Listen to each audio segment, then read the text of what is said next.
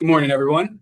My name is Joe Griffiths, Director of Planning Best Practices for the Maryland Department of Planning. I oversee our webinar series, and we welcome you here today to our next installment in the Maryland Department of Planning's webinar series.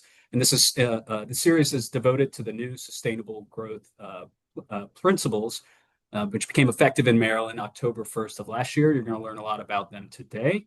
And welcome. Today's webinar is Brownfield Planning Principles for Sustainable, Equitable Growth. Next slide, please, Sylvia.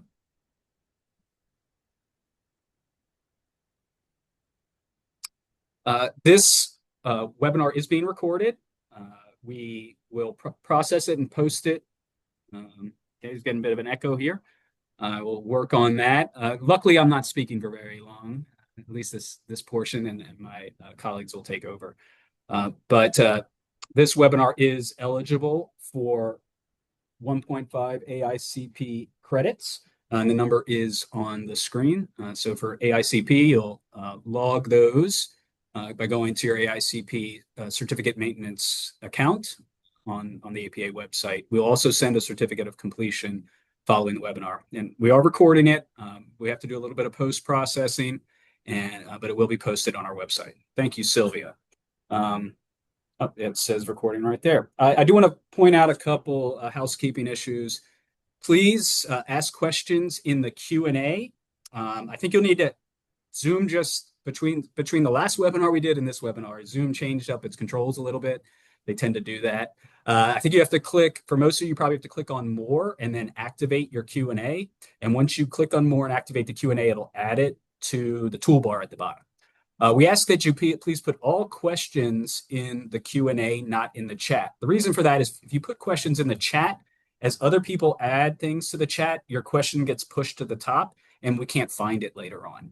So please put all your questions in the Q&A, and we'll save some time at the end to answer those.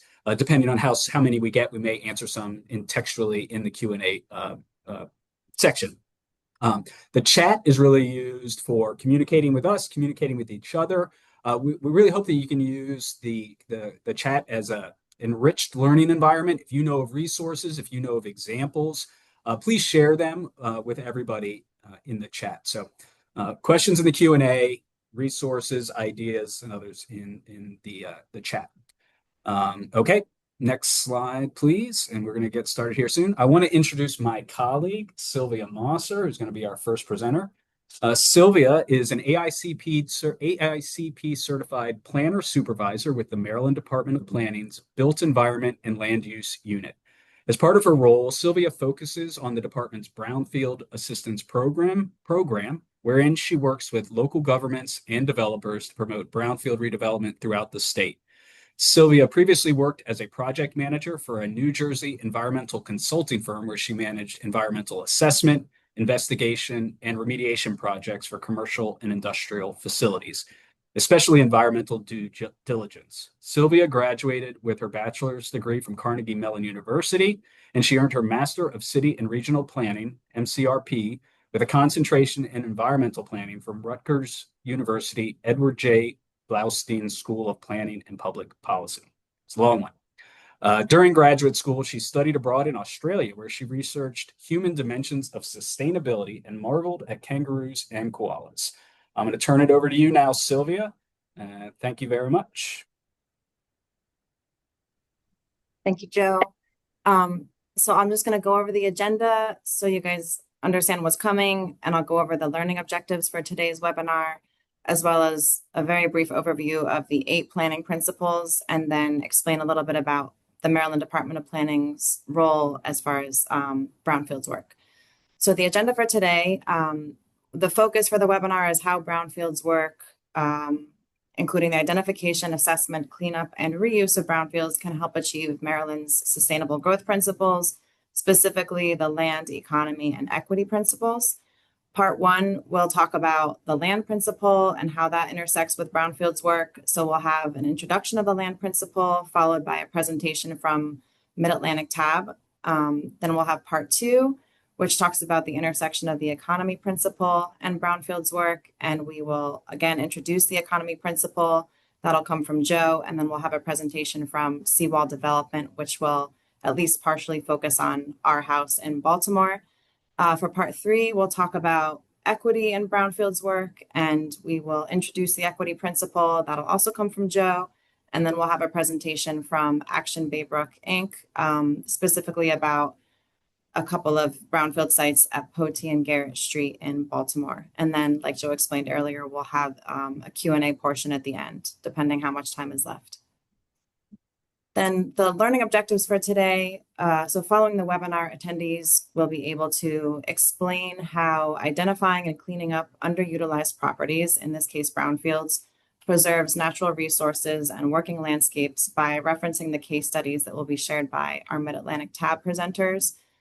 Analyze whether and how a brownfield redevelopment project in their community is an example of adaptive reuse and is responsive to a changing market and innovations by assessing the project against the Our House example that will be shared by Seawall, and formulate, finally, how to incorporate the equity principle into a brownfield project by applying approaches that will be shared by Action Baybrook. And again, this is just a brief overview of the 8 planning principles. Like Joe mentioned, these were signed into law last year by Governor Moore, and they help create a framework that emphasizes Maryland's land use and development priorities, and also allows flexibility in terms of how these principles are applied by various user types. And the key concept for today's presentation, as it relates to the 8 planning principles, is that brownfields identification, assessment, cleanup, and reuse intersect with the land, economy, and equity principles. And briefly, how Maryland Department of Planning is connected to Brownfield's work. So we at the Department of Planning serve as a resource liaison and facilitator for Brownfield's remediation and development in the state, in large part by working with local governments and other interested parties in terms of providing just education about brownfield opportunities for technical and financial assistance that exist mostly through the United States Environmental Protection Agency. Okay, so we'll start with part 1. And this is an explanation of how brownfields are connected to the land principle. So different types of land use have various types of intensity, which result in different levels of disruptions to the land. So for example, an office building with a large paved parking lot disturbs the land more so than a city park with a small amenity structure, gravel pathways, and no parking lot. The land principle guides local governments to consider these types of intensity impacts and prioritize development in existing population centers, which then helps to minimize these types of land disturbances. And then brownfields takes this one step further, even by focusing development in areas that have been previously developed. So they often already have infrastructure in place, and redevelopment or adaptive reuse of brownfields also removes pressure from underserved land or greenfields and working lands and allows those lands to be preserved in their current state. Okay, so now I'm going to introduce Carrie and Katy, who will be giving us the first part of the presentation. Carrie Staton is the director of Mid-Atlantic TAB, which stands for the Technical Assistance to Brownfield Communities at West Virginia University. Carrie provides strategic direction and oversight for the center for TAB and its programs, including development and management of internal processes, program development and implementation, financial and administrative oversight, and partnership development and management. She also manages programs and projects related to community engagement, education, research, and collaborative redevelopment. She has published case studies on brownfield redevelopment in industry publications and textbooks, and has presented at national and international conferences on brownfields and community development. She has also co-authored published research in public administration journals and an edited volume on organizational management. Carrie is a proud alum of Bethany College, where she received her Bachelor of Arts in Nonprofit Administration, and West Virginia University, where she received a Master of Public Administration. Katy C., AICP, is the Assistant Director for Mid-Atlantic TAB. In this role, she provides technical assistance on industrial legacy sites throughout West Virginia and EPA's Region 3. Katy assists communities with proposals and site development support to establish sustainable economic development initiatives. In addition to working with West Virginia communities, she is the TAB lead for EPA Region 3, where she coordinates education, outreach, brownfields funding, and project redevelopment assistance in coordination with the EPA and state environmental agencies. Before joining the BAC, Katy worked as a city and county planner in West Virginia, Florida, and in the Carolinas. Throughout her career, Katy has worked with communities and stakeholders to create plans to achieve their vision. Now I'm going to turn over presentation controls to Carrie and Katy. Thanks, Sylvia. We're excited to be with y'all today. What a big crowd. I'm going to kick us off from the tab. My name is Carrie Staton, as Sylvia said. Next slide, Katy. So Sylvia gave you our very formal and official bios, which are make us sound very much more formal and official than we really are. But Katy's shared some other fun facts and nerdy facts about each of us there. And as I said, we're excited to chat with y'all today about brownfields and planning.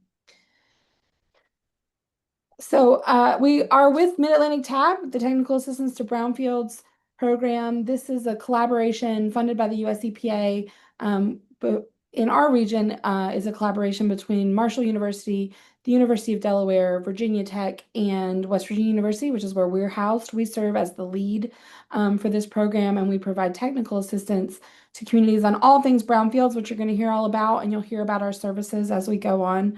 But overall, we're here to help redevelop brownfield sites, to help communities understand brownfield sites and how they can be turned from liabilities to assets in a community.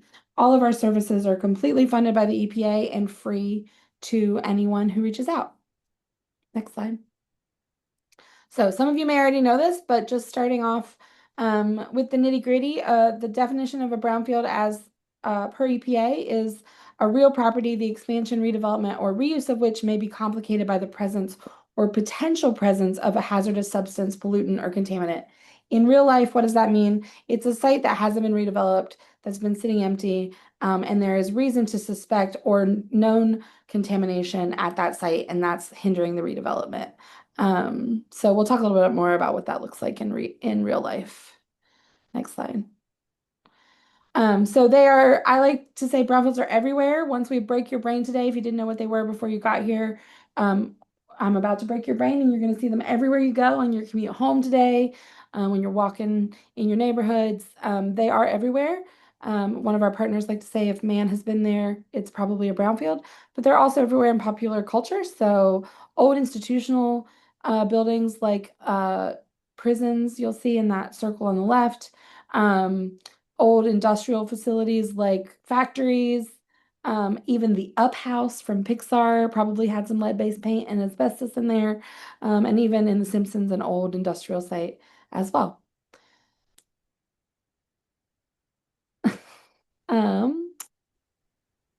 Is this where I'm handing over to you, Katy? I stopped counting.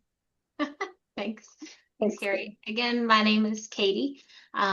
So want to talk a little bit about why brownfields are problematic. Some of these reasons include that they are health hazards, there's safety liabilities, eyesores. We've all experienced that. There's certainly an economic ripple effect when a property is no longer active or is, again, a threat for these reasons discussed.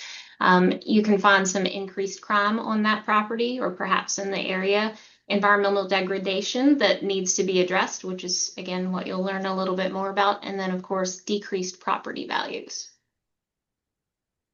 So we've talked about why they are threats, and then we would also like to direct you to thinking about the benefits to addressing brownfields. Some of these include turning health and safety liabilities into community assets, an increase in property values, enhanced economic and tax-based development, the creation of new local jobs, eliminate those eyesores, and then in an effort to touch on the land principle for the Maryland Sustainable Growth Implementation Guide, the two items that have a star beside of them kind of indicate a shared benefit. And that includes the link of economic vitality with environmental benefits, and also supporting sustainable land use by preserving green space and preventing sprawl by reusing those brownfield sites that are in a location that are likely to have proper access to infrastructure and connections. May need to improve upon that, but at least, again, it's not a green field. So again, if we touch on how brownfield redevelopment can support the Maryland Sustainable Growth Planning principles, more specifically the land principle, and the land principle that Maryland has talks about optimizing the productivity of working landscapes, including farms and forests and fisheries, and prioritize development within population centers that are in proximity to existing infrastructure and facilities. We're not here, Carrie and I are not here to talk about, the farms and the forests and the fisheries, but we are here to talk about, again, preserving the green space that is available so that you can maintain those farms and the forest, because, again, taking advantage of what is already existing from what was developed where a brownfield site can be found allows you to then nurture the farms and the forest land. So again, touching on the sustainable growth planning principles, those sustainable growth benefits include improving human well-being, mitigating climate change, and growing economic opportunity. So ways you can think about doing that, again, when it comes to mitigating climate change, some things you can think about, particularly here in West Virginia, we struggle a lot with flash flooding or major flooding events. And so again, by taking advantage of focusing on sites that, again, already have that impervious surface, they already have the infrastructure in place, then you can leave green fields, again, leave them as you need them so that, again, you have that opportunity to slow down, as an example, to slow down the water and, again, not exacerbate a problem of flooding, which I know you all know. All right, so we spend our time here at the Brownfields Assistance Center, again, as the tab provider, letting folks know about the benefits of brownfields. So there are certainly some intimidating aspects about it, but we like to really make sure that communities know the benefits and why you should focus on that. So when it comes to environmental and economic benefits, according to the EPA, brownfields are often what you would call location efficient. So again, it means that so much of the time they are centrally located when it comes to connections to existing infrastructure. Again, some of that infrastructure may be dated. It may not be up to the capacity that you need, but there are connections. And again, that makes it a little bit quicker and easier when you're looking for redevelopment potential. Redevelopment reduces the amount of the impervious surface expansion. I was starting to touch on that earlier. So again, if you talk about enhancing the resilience for a community, together, if you focus on that, it can reduce the risk of flash flooding that you'll find when it comes to urban sprawl and lots of pavement and asphalt and parking lots. When it comes to environmental and economic benefits, when it comes to being able to pull from EPA funding and technical assistance, that assistance can help when it comes to addressing climate impact mitigation, which again ties back to the Maryland strategies, and also provides resources to support underserved communities. So maybe they're rural, maybe they have an underserved population, and they just don't have the staff and the ability to actually focus on these items that are serious issues. So how can brownfields be redeveloped? Here are some examples. These are real life examples. Fun fact, I had the chance to be around and somewhat involved in the top left. That is an academic building, actually a financial building tied to a university. Again, you can see on the right is a ballpark. The bottom left is a commercial center in a downtown, so it's got a variety of commercial uses. And then one of Carrie's favorites is a library that was built on a landfill. So lots of great opportunities. When it comes to the brownfield redevelopment process, you typically start with the site identification. Some folks, a lot of what we deal with sometimes is the education about brownfields. Some folks don't believe that they actually have brownfields, or they don't want to believe it because, again, they think that they're intimidating or there's too much to deal with. And it is intimidating for sure. But we hope that, if you can get to know us, we can help you understand how, again, there are actually so many benefits to addressing them. So again, identify that site. Most likely we mean multiple sites. And then you would need to conduct an assessment. And that can be done by a phase 1 and or a phase 2. Well, always a phase 1 and then possibly a phase 2 environmental site assessment. Clean up the site if that's needed. Site planning and reuse. What do you want to see come from this site once you've identified that it's a brownfield and you know what you need to do to clean it up? Project financing. You always need to come up with that capital stack. How are you going to make this happen? And then ultimately redevelopment. So if you go back to that process and you think about identifying the site, you want to start with the brownfield inventory. What's in your community? This is something that we can help with. And reminder that all the ways that we can help you are free. But why would you want to inventory brownfield sites? Well, first of all, know your assets. And yes, we mean assets. There's no comprehensive list of brownfields in the United States or in the state. I'm certain of that. And creating an inventory helps you know what you have on hand in your community. So where are they located, and actually going through the inventory process allows you to focus on where they are and understand those connections. Create a target area so you can build the interest and engagement around those sites that are targeted for redevelopment. As a planner by trade and also someone who loves maps, I really love to talk about the potential for identifying these brownfield sites and using mapping tools to actually lay out where they are. Once you have the opportunity to lay them out, you can start to see what's a common theme. Are they located along a corridor that you could start to think of a logical redevelopment connection? Is it actually about the size of a full city block? And you hadn't realized that, and then that starts to open up some doors for some redevelopment opportunities that you really hadn't thought about. So that's why that's really important.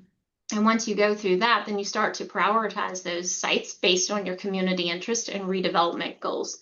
And then you start to focus on expanding the funding opportunities. So having that inventoried list starts to set you up for some potential when you start to think of some possibilities for funding.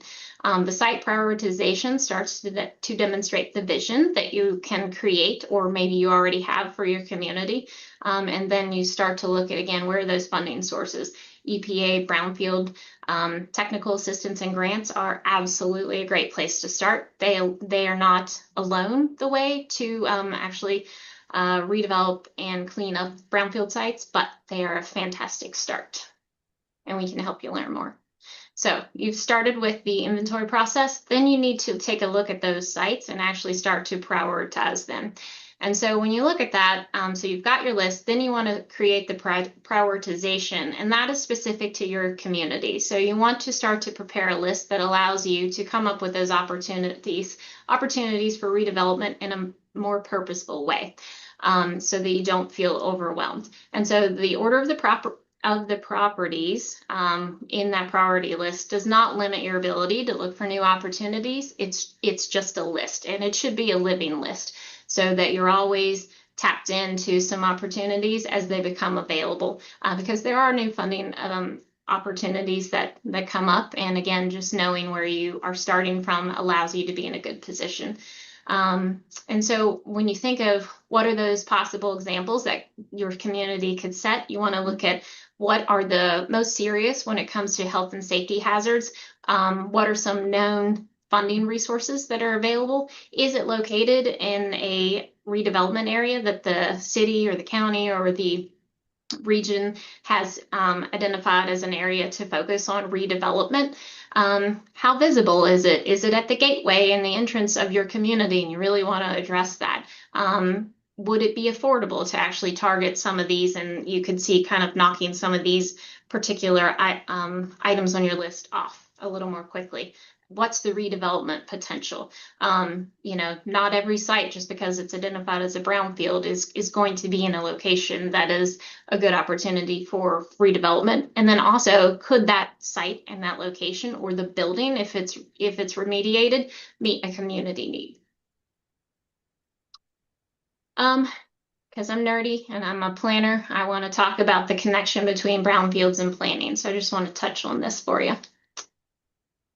So the intersection of planning and brownfields, you can definitely find ways in your practice as your community, whether that's city or county, to tie brownfields back. So you can tie it to your comprehensive plan when you're looking at that 10-year strategy for your community. You can tie it to your economic development plan and make that a priority. You can tie it to a downtown redevelopment plan because as Carrie pointed out some examples earlier, brownfields are not necessarily an old steel mill or an old glass factory. Yes, they are, but it's not only that. So downtowns definitely have brownfield sites if those downtown buildings used asbestos and lead-based paint. So definitely a good opportunity to focus there. Tie them back to your strategic plan, your Parks and Rec plan, as Sylvia touched on earlier. Again, great example to find opportunities to put those pocket parks in, and also more regional parks. And certainly your transportation plan, great opportunities to connect those into planning work. And a site that I love is that the EPA has what is called the eligible planning activities. The link at the bottom of this slide will take you there when Joe provides you with the takeaway of the slides from today's webinar, but be sure to click on that. This is just an example of some of the planning activities that are available. So when you have an EPA assessment grant, which Carrie will touch on a little bit later, and then also some technical assistance, these are some ways you can tap into that EPA technical assistance and funding, and that could include the evaluation of infrastructure. Again, we talk about how brownfield sites are most likely located in a place where there is a connection to infrastructure. Again, may need to be updated, and that's okay. You can evaluate that, and you could do that with EPA resources, evaluation of market viability of the proposed use that you're thinking about, some area-wide planning when it comes to brownfields, community health assessment. Those are good ways that can help support your endeavor to find some additional funding. And then a resource roadmap. That's also something that we could help you with at no cost, but the EPA makes it possible to do that there. So please take a look at that. Again, it's I think you might find it pretty surprising, all the opportunities. All right, Ms. Carrie. Thanks, Katie. All right, so how can you access some of these planning activities? Let's chat about it. So there is funding available. There's a question in the chat that I short answered, but here comes your long answer about resources to identify and plan some of those brownfields. So there are EPA brownfield grants. They're categorized into these different categories. Multi-purpose, which can do assessment and cleanup in the same grant. And also some of the planning activities that Katie just talked about are eligible in those grants. Assessment grants, which primarily are focused on environmental site assessments, phase 1 and phase 2s, as well as this is where we see a lot of those planning activities happen. Revolving loan funds, where a grantee would apply and then can loan out that funding. Primarily, you see that those loans going with very good interest rates to cleanup, and then cleanup grants, which pay for remediation and can do a little bit of assessment, but typically we don't see a lot of planning on those. And then job training grants, which are workforce development grants to help train the workforce to do some of this work. And then, so those are competitive grants. They come on an annual cycle. You have to go through a whole EPA Brownfield federal grant process with SAM.gov and all of that. They will, in the future, cleanup grants will require cost share. And so it can take a while. If you have a lot of brownfields in your community, if you're ready to start and tackle a bunch of brownfields as a program or as a concerted effort in an area-wide plan, for example, it's a great avenue to go down, and we can help you with that. But if you maybe only have one or you're not really sure yet, you want to kind of dip your toes, EPA also has a targeted brownfield assessment or TBA program where you can submit. It's not competitive. It's handled in the region, so you're only getting looked at by regional staff, and it's based on availability of funding and sort of where you are in line. So if your site is eligible, if your entity is eligible, you just do a short 1 to 2 page application, which again, we can help you with. And then they send, you don't have to handle the money. EPA sends a contractor to do this work, and then you get the results at the end. The sort of pros of that are that you don't have to manage somebody. The cons are that you really can't control the timeline.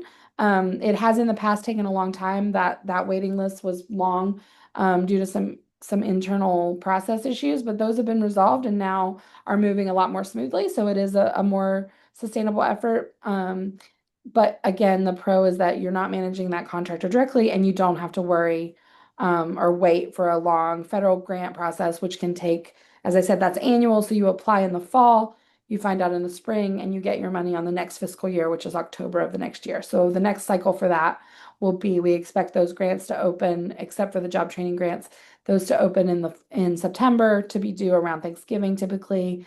And then you would find out in late May, early June, and get started on in the fiscal year. Okay, I'm ready for the next slide. I see you. I see you, Joe. Right. So as I said, these are the pros and cons. I kind of already went off based on memory. And we can help you figure out what the option is best for you if you're not sure. Next. But if you are thinking about redeveloping a brownfield site or somebody wants to donate a property to you, I like to say a donation is not a gift. Do not just take it. Thank you, please. You always want to do a phase 1 environmental site assessment or all appropriate inquiry to give yourself some liability protection and also to preserve potentially your eligibility for an EPA grant. And we can talk more about that with you one-on-one if that is your situation. So this is important so that it tells you what's on the property, you know what you're getting into, and as I said, gives you some liability protection and helps preserve your eligibility to apply for EPA cleanup grants. But Tab can help with all of this. This is a quick overview of our services, but basically we're responsive. We are here to answer all of your brownfield questions. So if you're not sure which bucket your question might fit in, don't worry about it. We're going to give you our contact information. Ask a question now, send us an email later. But we do education, we do helping to build brownfield inventories, helping you understand assessments or connecting you with resources to get assessments. We can do some of that planning. We can also connect you with resources for more in-depth planning. And then help you navigate the VCP in Maryland, the Voluntary Cleanup Program, or it's called a Voluntary Remediation Program in other states, helping with community engagement, and helping identify resources and promoting your success. And we have some other things coming up where you can learn more. Later this week, we have a webinar called BIMBY, Brownfields in My Backyard. We're going to talk more in depth about the inventory process and about identifying brownfields. Next week, our partners at the RLF, Technical Assistance Provider, are hosting an in-person training about RLFs. It's primarily targeted at current RLF grantees, but all are welcome.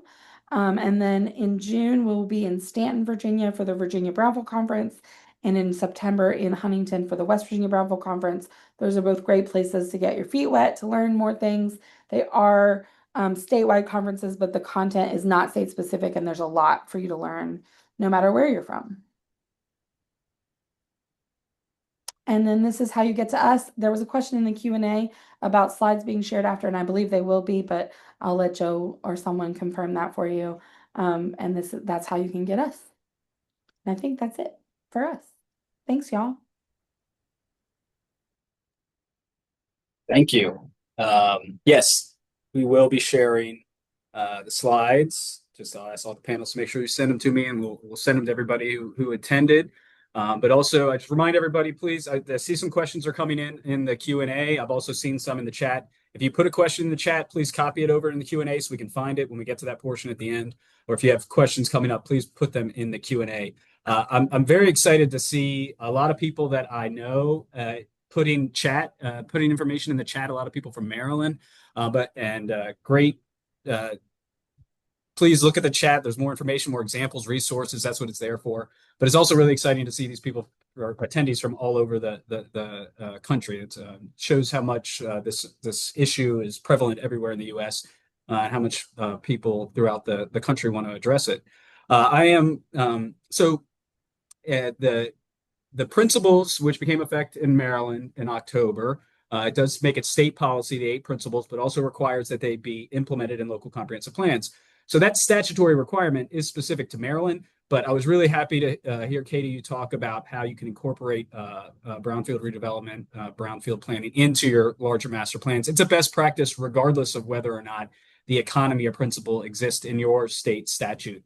But I do want to talk about how brownfield planning can address the economy principle. So the intent statement of the economy principle is to allow for adaptive reuse, mixed use and content appropriate new development that responds to changing markets and innovations. That text is actually in statute. So how do you do this, right? Or what is the connection? And we've heard a lot of great examples already. We're going to hear more. But brownfields often exist because of changing markets and changing conditions, right? And as our presenters have already explained, and you will learn more, brownfield redevelopment requires innovative and creative approaches to adaptively reuse properties in the heart of many communities, right? So it gets to the core of the intent statement of the economy principle. In these properties, the redevelopment can spark place-based economic development where it is most needed. So this is an essential strategy for addressing the economy principle, either in Maryland or elsewhere. And I'll turn it back over or to our next presenter on Sylvia. Thanks, Joe. So I'll be introducing John Constable, our next presenter. John is the development director at Seawall Development, where he oversees some of the firm's most transformative projects. Since joining Seawall in 2009, he has led complex redevelopments, including the Baltimore Design School, Green Street Academy, Our House Food Hall, the Union Collective, and the $40 million redevelopment of Lexington Market. His work has helped reshape entire neighborhoods by repurposing historic buildings into schools, food halls, and community hubs that anchor long-term growth. He holds a master's degree in real estate from Johns Hopkins University's Carrie Business School and continues to focus on socially responsible projects. A native of Maryland's Eastern Shore, John loves nothing more than building Legos with his two boys. And John, I'll turn it over to you. Great. Thank you, everyone. Get this out of the way. Very cool to see all these people from all over the country. Thanks everybody for being here this afternoon. My name's John Constable. I'm with Seawall Development. We started roughly 18 years ago in this little neighborhood in the kind of north end of Baltimore City called Remington. I had just graduated. I just got a master's in real estate. I had just read a book by Paul Hawkins called Natural Capitalism. And in that, one of the main principles of the book is what he referred to at the time as triple bottom line, which is economic, social, and environmental bottom lines, not just the economical bottom line. And I thought that was really cool looking at the recently adopted principles. You know, one of the lines straight from this is to fairly address economic, social, and environmental factors. So it's a theme that's been important for a long time, and it's great that the kind of the rule book is catching up. So I wanted to give kind of a little bit of a story / case study of our neighborhood, again, in northern Baltimore City. Everything I'm going to show you is by and large part adaptive reuse and contaminated buildings, both lead, asbestos, tanks underground, etc., and kind of our journey. So this is about a 15-year journey I'm going to do in roughly 15 minutes. And so we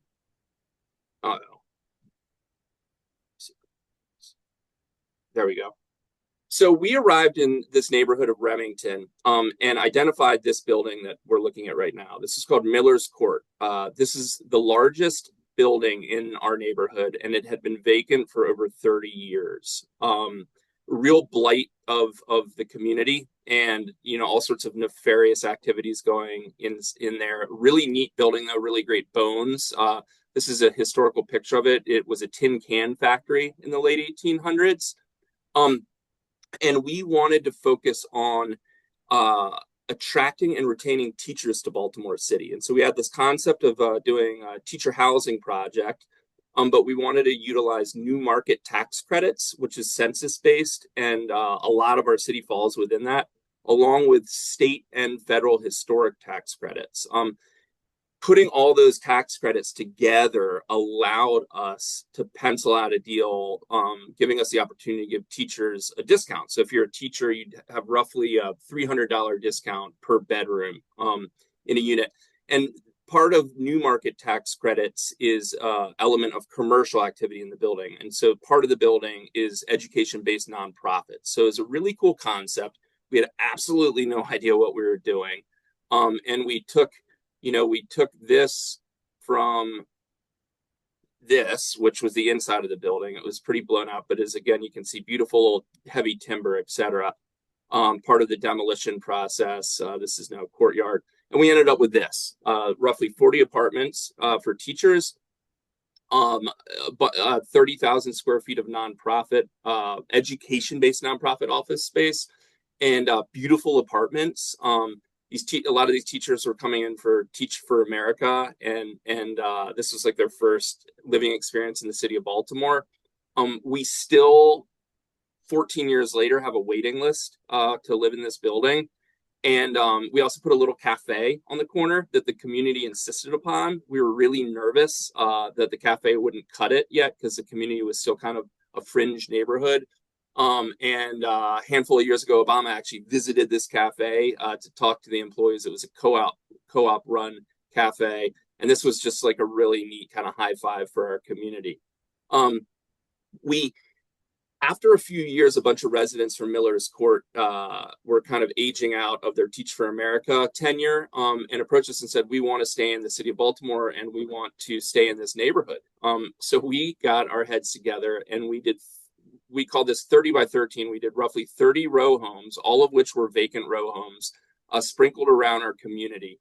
And what that did is really continued to stabilize the neighborhood. I want to say, you hear the word catalyst used a lot, but the redevelopment of that teacher housing building was truly a catalytic event for the neighborhood and kind of set things on this path we're currently on.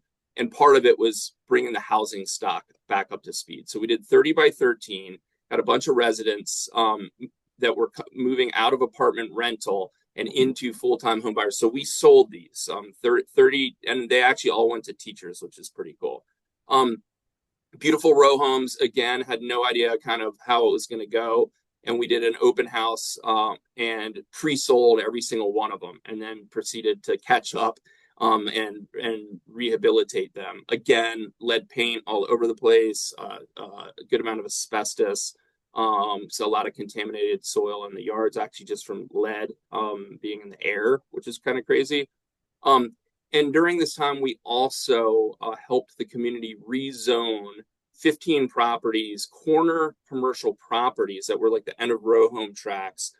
The zoning had reverted back to only residential, but these properties were set up in a way where there was a shop on the first floor and like a owner-occupied apartment on the second floor. All had been vacant for years, and we were able to rezone those so they could be corner commercial again. And since then, we've had a lot of amazing little businesses move into these corners. I want to pause for a second and throw out some, some stats. This slide says investing in our communities takes a lot of forms. And we look at this, again, another overused word, but holistically. So 12 former corner stores rezoned to allow small businesses, 30 abandoned Remington row homes renovated and sold. At cost back to teachers and new residents.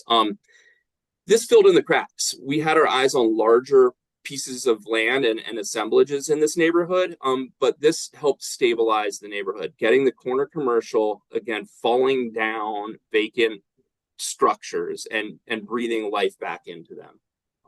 At this stage, this is now like 5 years into it, we had 82 local small businesses in our spaces we created, 41% of which were women-owned and 48 were BIPOC-owned, which is brown, indigenous people of color owned businesses, which is really important. Baltimore is a very diverse city, and we want our tenants, our businesses to reflect that. Moving along, the neighborhood of Remington came up with a master plan recognized by the city. And so this was kind of chapter 2 in the redevelopment of this neighborhood. And I will say that this was a highly industrial neighborhood. A lot of auto industry was going on. So virtually every property was contaminated with something. So we studied the neighborhood's master plan closely, and they identified within this master plan another stretch along Remington Avenue that they really wanted redeveloped. So the slide you're seeing here was this hodgepodge of commercial properties, extremely underutilized, and the neighborhood wanted more density. So we converted this assemblage into 108 apartments and 2 levels of commercial real estate. The first level being retail. And then the second level is actually a community physician center for like your primary care doctor, which the community really wanted. And so this is the corridor that the community had identified to be redeveloped. Some of the row homes are along here that we redeveloped. And so this was that assemblage. We call it Remington Row.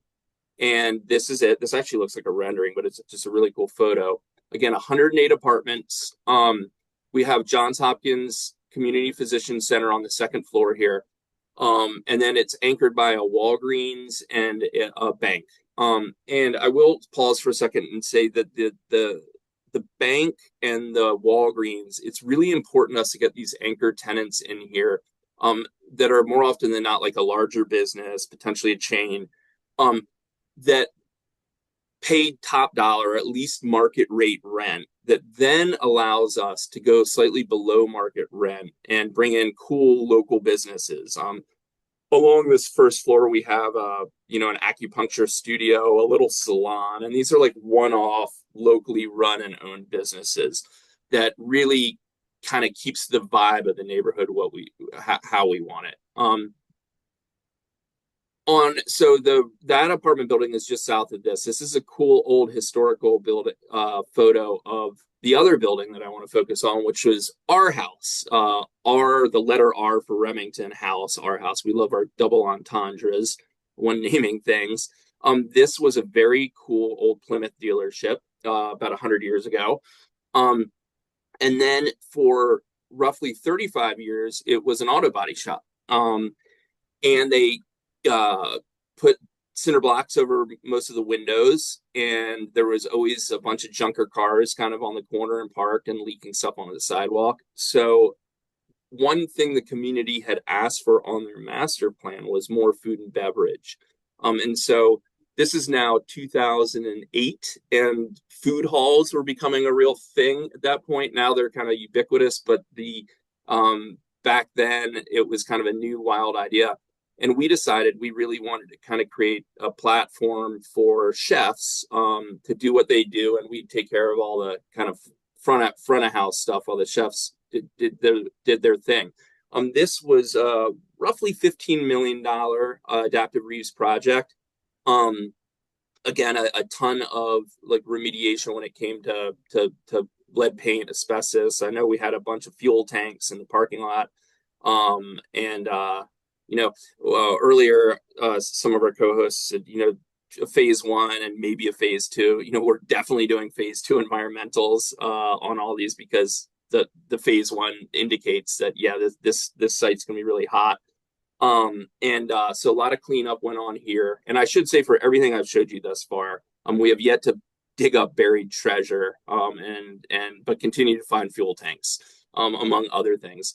So our house was really kind of one of our biggest hits in the community. This is what what people talk about as a third space, a gathering space. We love people to come and work here. Lots of people have approached me and said, "Hey, I started my business in our house," which is really cool to hear. We really wanted it to be a gathering space for people to be trading ideas and collaborating with each other. The little shop, the corner, again, the commercial nature was basically a parking garage in here. And we blew out this whole corner, and when the days are nice, we can open up the garage doors, and it's this really, really cool indoor-outdoor vibe. And then, I wanted to kind of focus on the economics behind this, because when you look at these deals, on the outset, they're expensive. These are adaptive reuse projects.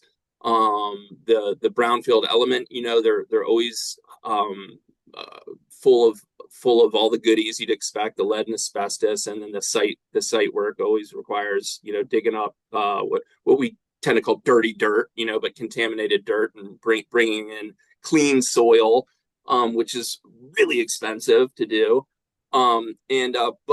But the writing's on the wall. We're 18 years into this. We've done a ton of redevelopment in this neighborhood called Remington. This is just the our house food hall stats, but in the roughly 8 years we've been open now, 16 vendors since 2016, 30% women owned, 60% BIPOC owned stalls, 61 up and coming businesses who've done stints. We have a pop-up stall that rotates, which is really cool because it gives people a chance to come in and kind of test their concepts out. We have a limited stall number in our house. We have about 10 full-time stalls. We did redevelop Lexington Market, which is the nation's oldest public market, which is really neat. It's in Baltimore City. And a lot of the pop-ups at our house actually ended up having permanent places in Lexington Market. So that pop-up kind of serves as an incubator space. That pop-ups also generated 1.7 million. And then what really blew my mind was $34 million in total sales from these vendors in our house. So the project continues to pencil out for us. It's like the little engine that could. We survived COVID.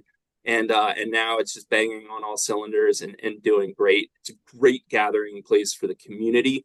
And it's generated, real economic development from a bunch of small business owners.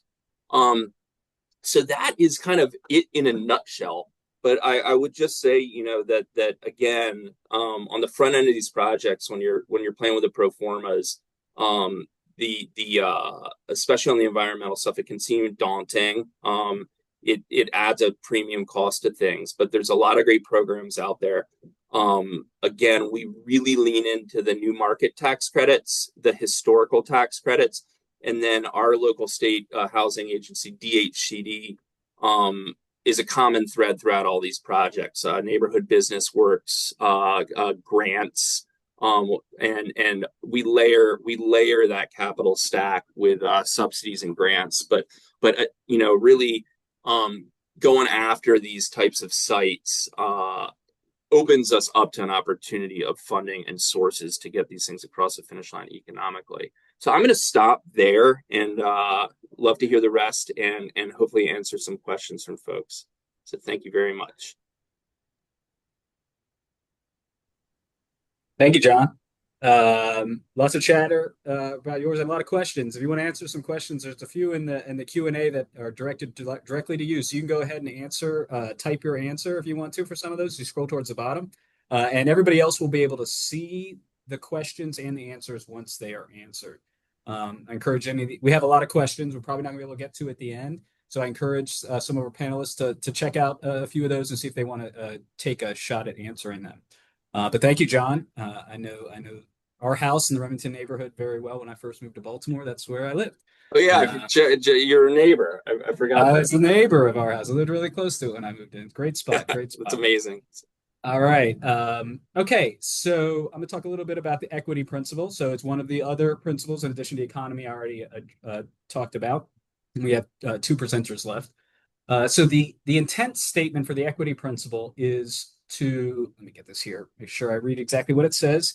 This is in statute again, is to engage all sectors of the community in plan development to ensure diverse voices are heard and the needs of the underserved populations are prioritized. So that's the intent statement. So, and I've seen a couple questions related to this in the chat. So brownfields are often found in underserved communities. I think we're all familiar with that. They represent not only economic desertion and intentional neglect in some situations, but also compound the injustice these communities face by degrading the environment and local health outcomes through contamination, and by presenting a challenging obstacle to place-based economic growth, which I think we continue to talk about today in this webinar, and we'll continue to hear more. Residents of neighborhoods with brownfields must be active participants in the remediation and redevelopment process. This is not only a matter of justice, but also because it will just yield a better result. And I know our next panelists are going to be addressing this topic. So please continue to put your questions in the Q&A, but we'll have some time at the end to address them. So thank you. Thank you, Joe. I'm going to introduce Cecilia Gonzalez and Molly Finch with Action Baybrook, who are our next presenters, and they'll talk about equity and brownfields. Cecilia Gonzalez is Action Baybrook's executive director. She is a multilingual, international, and community development professional dedicated to engaging and empowering communities so that development can be inclusive of their voices and decision-making. She has worked in key roles, including in disaster recovery with World Relief in Haiti, partnership building for sustainable farming with ECHO in Latin America and the Caribbean, measuring healthy diets globally with the Global Diet Quality Project, and engaging Baltimore residents in the comprehensive planning process with the Baltimore City Department of Planning. Cecilia has a bachelor's and master's degree in food science from the University of Arkansas and Cornell University, respectively. She is a native of Quito, Ecuador, a city girl at heart. Molly Finch joined the Action Baybrook staff as the property database developer. I forgot to go to the next slide so you can see what Cecilia and Molly look like. She joined Action Baybrook staff as the property database developer to support the Baltimore Excel program in 2024. In this role, she maintained the organization property database where all their vacant and problem property investigation information is entered so that staff members can access, follow up, and analyze property issues. Recently, she has taken on the role of Director of Programs, which includes supporting all vacant and problem property programs and managing grants and reporting. She is also the project manager for the W Garrett Brownfield Re-envisioning Project. Molly recently graduated from University of Maryland in Baltimore County with a Master's of Science in Geography. Before working for Action Baybrook, Molly spent over 5 years working in environmental, conservation, and education spaces. This includes 3 years visiting Baybrook schools and teaching about Rocky the Rockfish as an environmental educator based out of Masonville Cove Environmental Education Center. And Cecilia and Molly, now I'll turn it over to you guys so you can share your screens. Thank you so much. Greetings, everyone. So me and Molly, we are very happy to share with you about the work that we have been doing and how this applies with the equity principle through our efforts to create a community-approved feasible plan for the Brownfield at Potee and Garrett Streets in the Brooklyn neighborhood of Baltimore City. So we're going to be sharing about a little bit about the work of Action Baybrook and also what our connection to the site is. We'll explain a little bit about the project strategy, context, and what we have accomplished so far, and discuss how our efforts align with the equity principle. First, let me share a little bit about Action Baybrook. We are a community-based organization founded in 2018 by a long-term resident and small business owner of the area, and our mission is to improve the safety and well-being of Baybrook residents by drastically reducing the number of vacant and problem properties, tackling public blight, and expanding economic opportunities. In order to accomplish our mission, we have several programs that enable us to, through proper investigation, for example, we identify systemic impediments to remediating vacant and problem properties. Through our vacant homeowners program, we transform vacant properties into affordable homes. Through our vacancy prevention work, we support homeowners who are facing housing stability so that we can prevent displacement and further vacancy. And through our Creating Pathways to Remediation program, we seek to turn environmental hazard properties from community hazards into community assets. At the center of our work is community action. We take action together with residents and community partners to create a safe and thriving community. So where are we located? Baybrook is a diverse community. It's located at the southeast coastline of Baltimore City. It's next to the industrial area. It's right across the port of Baltimore. And we serve the neighborhoods of Curtis Bay in Brooklyn, in Baltimore City, and also Brooklyn Park in Anne Arundel County. So the area is known as Baybrook by some people. Because of the location south of the Patapsco River, we are a little bit isolated from the rest of the city. I would say, like when people come from the north, we have to cross several bridges to get here. And there are other factors that also isolate us, including some historic factors and also access to transportation. I would say that the program services and investments that other areas get, often our community doesn't get. So how we got involved with the Brownfield project. You will see here in this Google map image that the Brownfield there outlined with green is close to the entrance to the Brooklyn neighborhood, coming from the north on Potee Street. We are here across from for Covington that has now been rebranded as the Baltimore Peninsula. There is a new, this was a new development that was started by Under Armour's founder, Kevin Plank. We have several highways that are nearby, including I-95, 295, the one that goes to Washington, D.C. is nearby, and there's also the A95 tunnel. East of our neighborhood, you can see the industrial area. There you can see the railroad tracks where CSX transports coal that is shipped to places like India. In the Baybrook area, some residents have lived here for generations, for decades, and some people are new as well.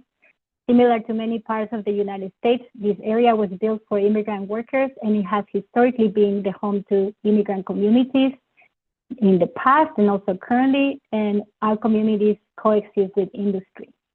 This site is a prime location for our neighborhood and also for the surrounding area, but unfortunately it has been abandoned for over 3 decades. And this site has been a nuisance to the community because of the way in which it is, and it also has a complex status. While we're a small organization and this is a big undertaking for us, we have to deal with these issues of abandonment and trash accumulation, illegal dumping, drug addiction, and homelessness that happens at the site. We deal with this daily. And so taking action on these issues, first of all, is in line with our mission, but it's also close to us because we are close to the site. Our founder lives about 3 blocks from the site. Our founder started researching this site and trying to figure out solutions for this site since 2019. Our office is just blocks from the site, and also the area where we focus our vacancy reduction and vacancy prevention efforts are all around the site in the map that you see here. So Action Baybrook, we see our role as facilitators of a community-led solution that we want to figure out together with stakeholders that includes the site owners, government agencies, technical experts, and also development partners. And we want the solution to be feasible and implementable so that the site becomes a community asset that will meet the community's needs and wants.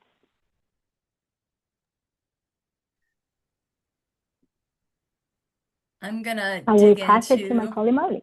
yeah. Thanks, Cecilia, for giving some context on Action Baybrook as an organization, where we're based, how we got involved with this particular site, because we are not necessarily brownfield redevelopers, we're a community-based organization. So because we work on vacant and problem properties, we wanted to come up with a strategy to how to address the community hazards we're seeing in our neighborhood that has historically been, and in the present, intertwined with industry, and coming up with a strategy for community hazard properties, taking them to becoming community assets. So this diagram visualizes our 3-step process that we developed, and includes research and coordination, community vision and planning, and plan resourcing and implementation. The Brownfield project we're talking about today is Action Baybrook's first project applying this strategy, and we've been in the research and coordination phase thus far. This year, we are moving into the community vision and planning phase. And as part of this presentation, I'll be sharing what we learned during the research coordination, also some of our current efforts around community vision and planning. Cecilia showed the outline of the Brownfield site amongst the context of the whole neighborhood. I wanted to get a little bit closer to tell you some of the history that makes it designated a Brownfield site. As Carrie and Katy mentioned earlier, past land use can lead to designation. This site, it became a brownfield because of past land use that include use as a car junkyard, auto-related businesses, and a filling station. So the property was cleaned to some extent. The cars were removed, filling station infrastructure was removed, and a fence was put up. Around 2011, not much has changed with the property since that date. I also included here a picture of what you see when you walk the street that dead ends into the site, to give you a sense of what it's like to walk around. This is a large site that includes 3 properties, 3700 Potee, 101 West Garrett, and an unaddressed lot, which make up the whole area that you'll hear Cecilia and I refer to as the Brownfield.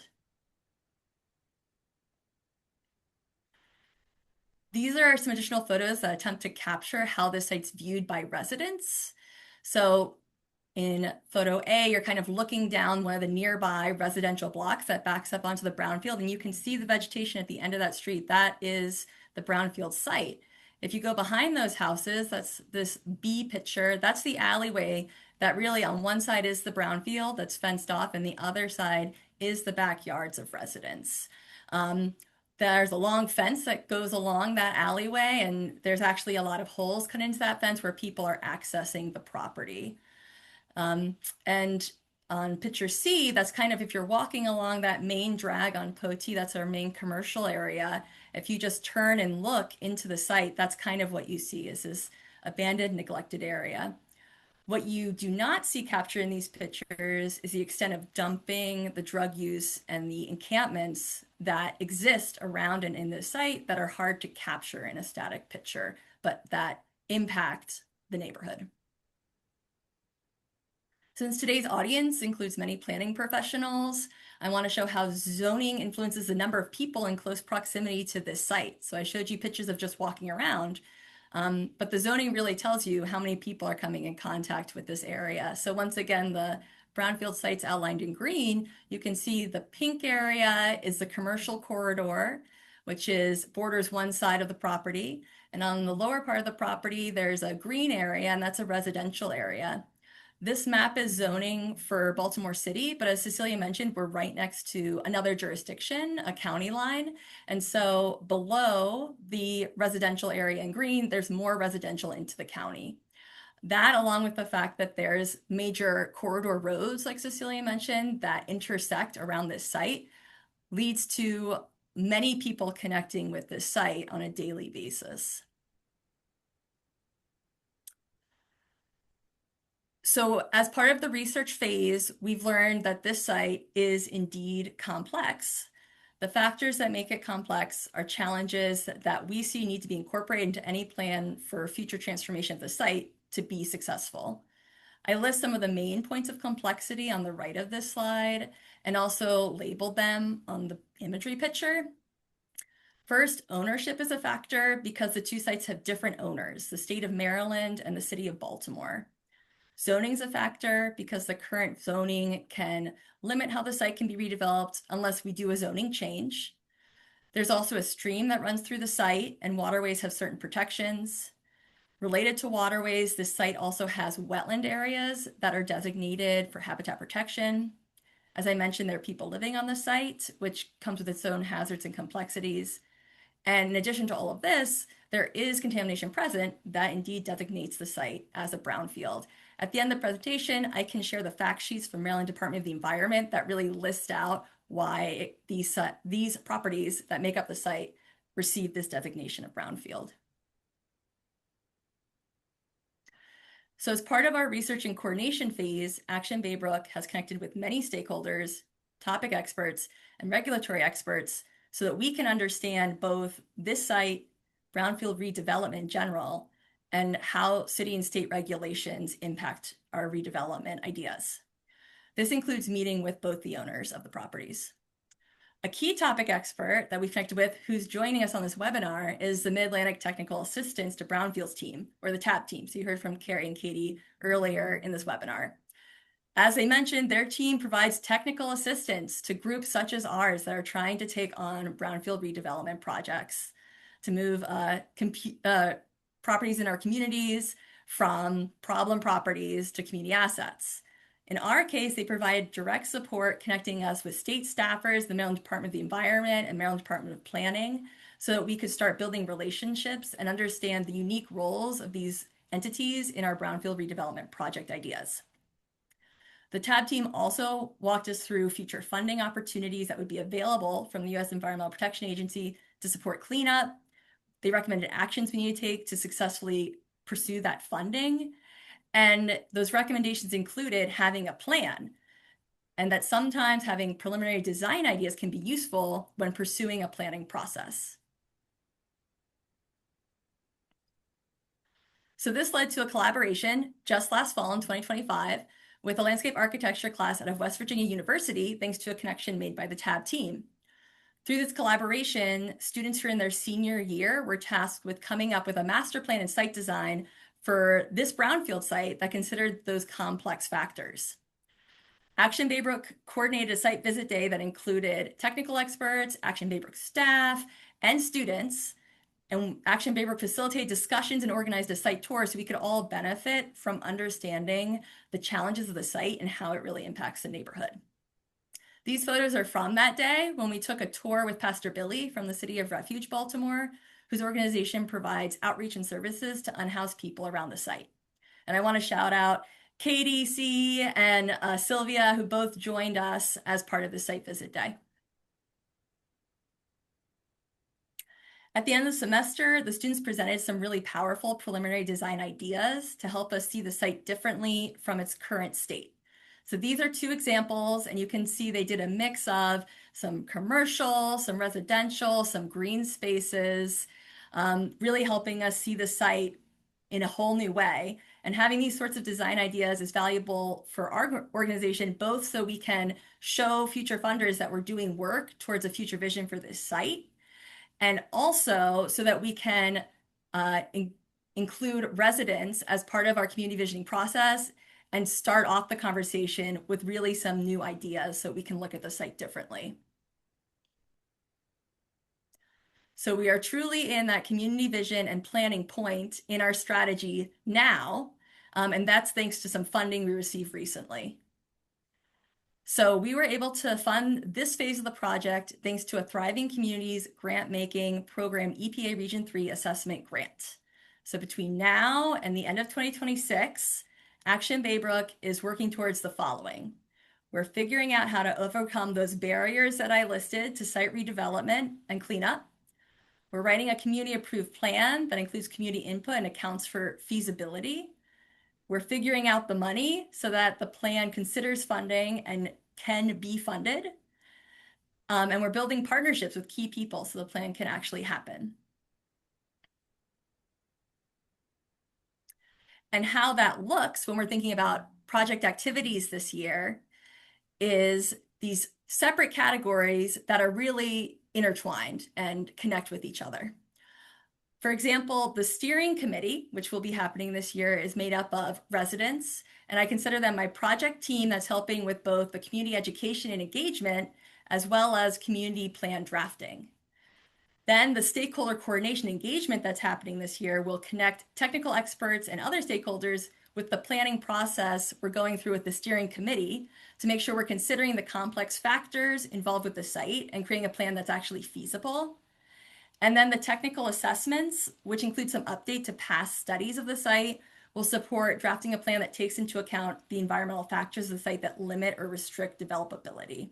So all of these pieces working together, we see resulting in a community-approved plan for site cleanup and redevelopment.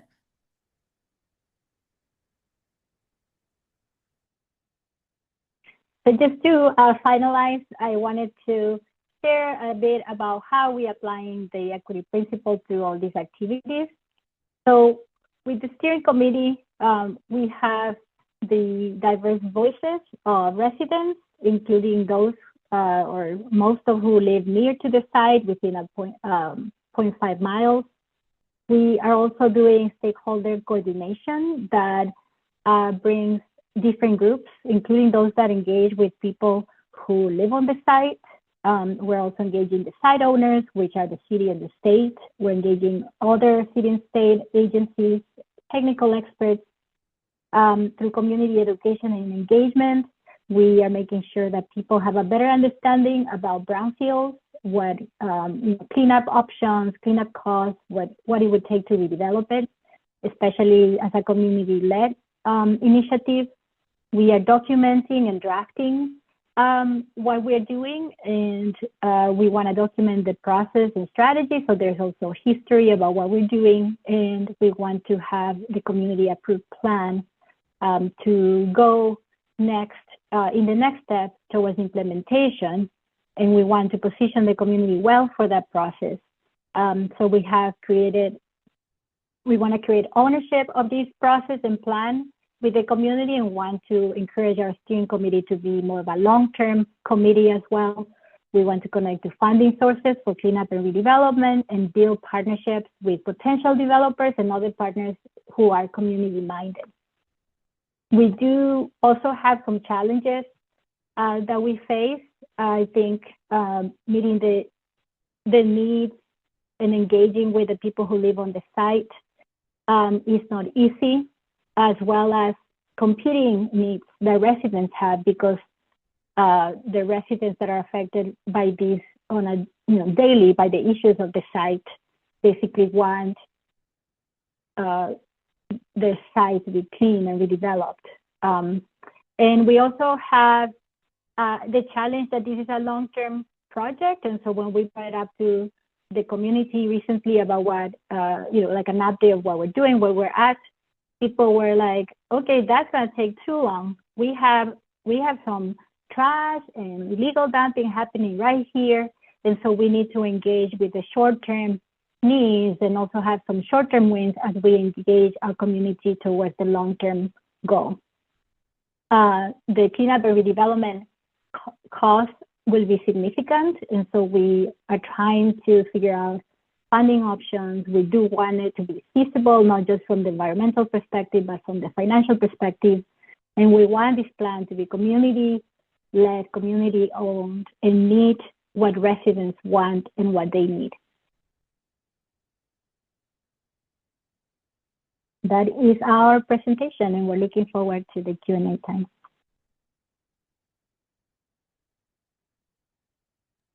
Thank you, Cecilia and Molly. The rest of the panel, you can turn your cameras on and we can take some questions. No, thank you, Molly, for posting information in the chat. I want to thank the panelists. They've been answering a lot of questions. We have 20 answered questions right now. Everybody should be able to see those answers. And Carrie had a good suggestion. For any questions we don't get to, we can probably send out a shared document to the panel and we can try to answer those. And I think I should be able to retrieve the answered questions as well. And we can send that either with the presentations or shortly after, because we'll have to get the answers to some. So we can share all those, a lot of good links, a lot of good information in here. So we'll get started on the questions. We probably won't get to them all, but like I said, we'll follow up. So Carrie, I see you said you would like to answer this question, so I'll give it to you. If a city has limited staff resources and limited budget to hire a consultant, do you think it's possible to build a brownfields inventory in-house? So I guess it's just a general question about an inventory for a smaller capacity jurisdiction, maybe don't have funding. Sure. I don't know if she's there. She may have had to step away. Since it was for Miss C, I was going to let Miss C do it. Okay, it did say for Miss C, but you yes. said you would like to answer it, so I don't know. Yeah. You all can fight it out. That's right. The short answer is yes, and we can help you. We see a lot of folks do inventories with volunteers. We like to really encourage as much community engagement in all of this process as is feasible. And in that inventory process, it can help spread the work around. So doing things like windshield surveys where you have folks fill out a form to tell you about a site. There are a lot of tools that we have that some of the other tab providers have that can help with that. But I think even when you're using a consultant, you're going to be giving them a lot of information anyway, because you know the most about your community of anyone, even with the best consultants. And so I think it's absolutely possible, and we can help get you set up to do that. Thank you. So this one, next one, you also said you'd like to answer, but anybody else can chime in as well. When you identify a potential brownfield site or sites in your community, what are the potential legal implications of identifying a property, but the owner does not agree it is a brownfield site? So I don't think you're a lawyer, Carrie. At least I didn't see that in your bio. So I know you can't give legal advice, but what are some potential implications, or how do you navigate that tricky situation? I am not, and I did say that one question. I was raised by them, so I know to tell people I'm not one. So I don't give legal advice, but I would say, I think I don't want to downplay legal implications because I'm not an attorney, but also because, people get mad and can sue for any reason they want to, right? Whether they'll be successful or not, you still might have costs. But a property owner is liable for could be liable for contamination whether you call it a brownfield or not, right? The contamination is there whether it gets identified or not, and knowing can help them take steps. That's what I would say to a property owner who may be concerned. Sylvia and the MDP have developed a really great resource about talking to property owners about this. I answered in a different context, though, that the property owner buy-in is really important. And so I think being mindful of that, and before a property goes on a public, and I see Barb saying to the panelists that people argue about whether a site is formally determined a brownfield at all the time. Absolutely, Barb. And federally, there's no designation. Technically, the definition says if you think it is, it is. I don't know if sometimes states have, especially when there are incentives, sometimes states have designations. Like New York, for example, has designations because they have a state tax credit. But not most states don't have a tax credit, for example. But I think a conversation and a dialogue with a property owner is the most important piece. And talking to them about it. And then Sylvia has shared the link. I think that just went to the panelists. Now it went to everybody. I shared a link to some of the ways that they have developed to talk to property owners about it in particular. I could chime in a little bit too, and Carrie, thank you. I too am not an attorney, but as a developer, and who's gone through a bunch of acquisitions with property owners that own old industrial properties, the where the rubber meets the road is the due diligence period. When you have a property under contract, and you get, it's so important to hire your environmental consultant and do that phase one, which is mostly based off of historical info and old photos, et cetera. And, if they're like, it looks like it was a, dry cleaner or a gas station, then you got to do your phase two. And then purely economically speaking, it's relatively easy with a little bit of time and a little bit of money to figure out how much it's going to cost to clean up the property. And that's where you get into negotiating. The owner wants $1 million for it. You identify $300,000 worth of cleanup. Whether the owner wants to admit that it's a brownfield or call it what you want to call it, it's like, oh God, like I have $300,000 worth of something somebody's going to have to eventually do. So it just, I guess my point is the most, whether somebody's in denial or not, the phase one and phase two environmentals are hugely important baselines for contemplating any decision. Thank you. I'm trying to combine some questions here with the time we have left. I'm gonna come back to the next one at the end, let everybody have a chance. But there's an interesting question I hadn't thought about, and I'm not sure anybody's experience with. Do you have any examples of, or know of examples of transit expansion projects on brownfield sites? And if so, can you expound on funding mechanism for expansion of public good? So I guess examples of transit uses on former brownfield sites.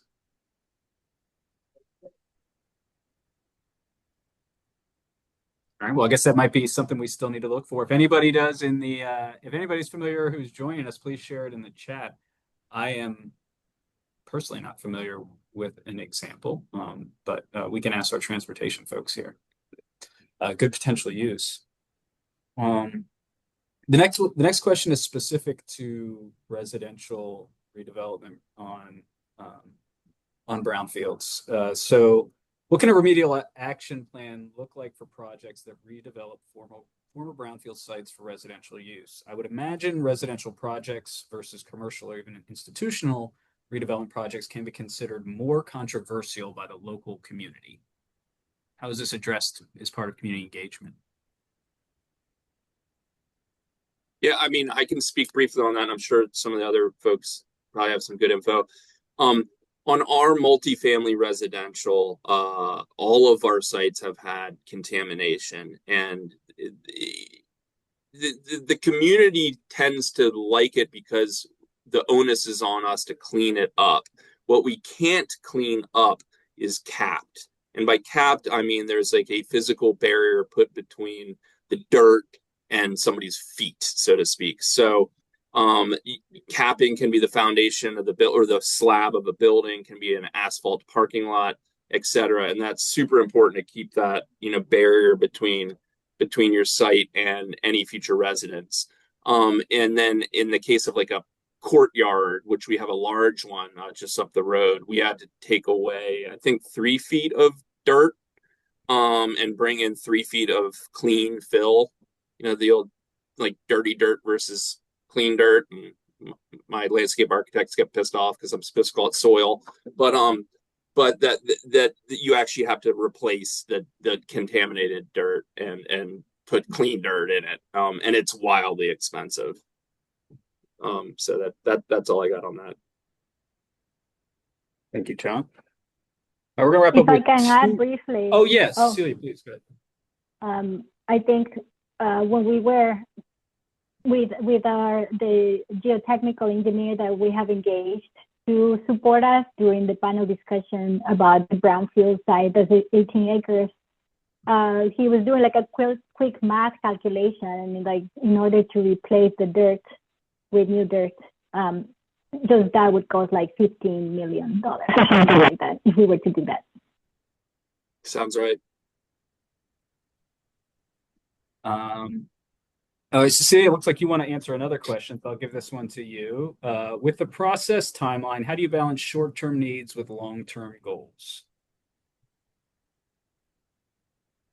Yeah, that is something that came up kind of strongly recently, like as I mentioned earlier, and Molly, feel free to add anything to that. But when we, and thanks to the students that were also not just from the architecture school, but from community planning, they had kind of laid out for us how long it would take. And so we were looking at like a multi-year, potentially like a whole decade for the project.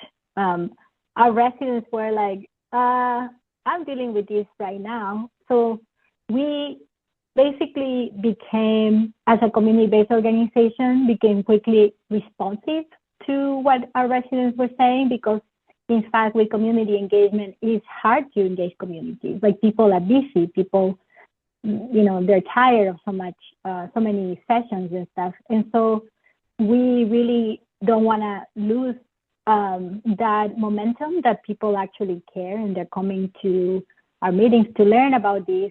And so we are working towards figuring out how do we deal with these maybe issues that we can have some short-term wins, like looking at some of the areas where there's a lot of trash. Can we engage with the city to clean it up? In the meantime, you know, can we create some also like community activities so that we can also engage people, not just through meetings, but through actions. Great. Thank you, Cecilia. All right, we have time for one question, and I'm kind of combine a few of them together. John, I see you're answering one part of this question. Yeah, that's right. There's a couple questions about equity and how brownfields can benefit poor communities of color, legacy residents, but also how do you, in brownfield redevelopment, how do you guard against gentrification or displacement? So I guess I'm kind of combining those questions. John, you can start it off, but if anybody else has any thoughts. Yeah, I'll start it off and I'll be as brief as I can. This is a whole conversation, and it's a really good series of questions there. And I guess I'd start with like a lot of underserved communities are like we're industrial or we're post-industrial and aren't that attractive and end up with, you know, people with less of a voice, etc. So to reinvest in brownfields to a certain degree is to reinvest in communities that have been underserved.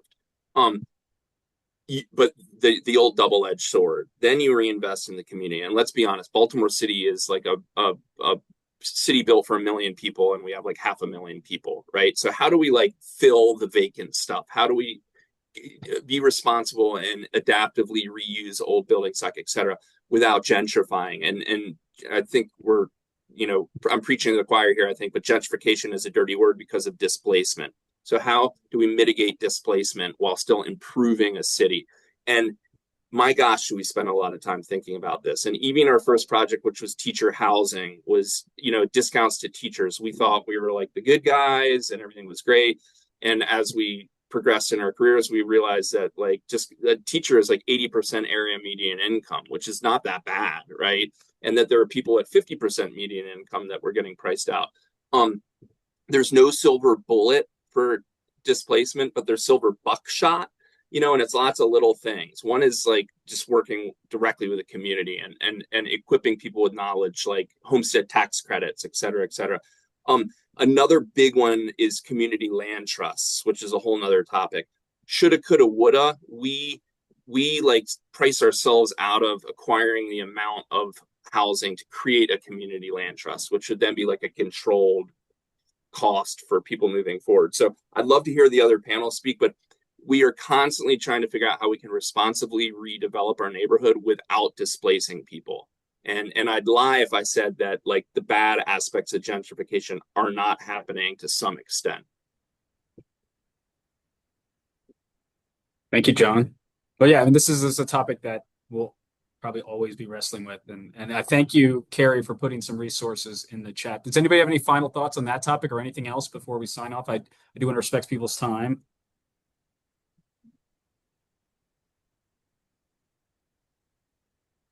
I myself am trying to let somebody know that I'll be late to a meeting. All right. Well, thank you all so much. This was great. I mean, you can see all the thanks and plaudits you're receiving in the chat right now. It's a really informative, excellent conversation that really shows the intersection of brownfield redevelopment, brownfield planning, and community engagement for not just the Maryland planning principles, but what we all do in the planning profession. We will follow up with more about questions, responses to questions, and the presentations themselves in the days ahead. And you'll hear from me. There's some contact information. Make sure you take a picture of that if you have some immediate questions.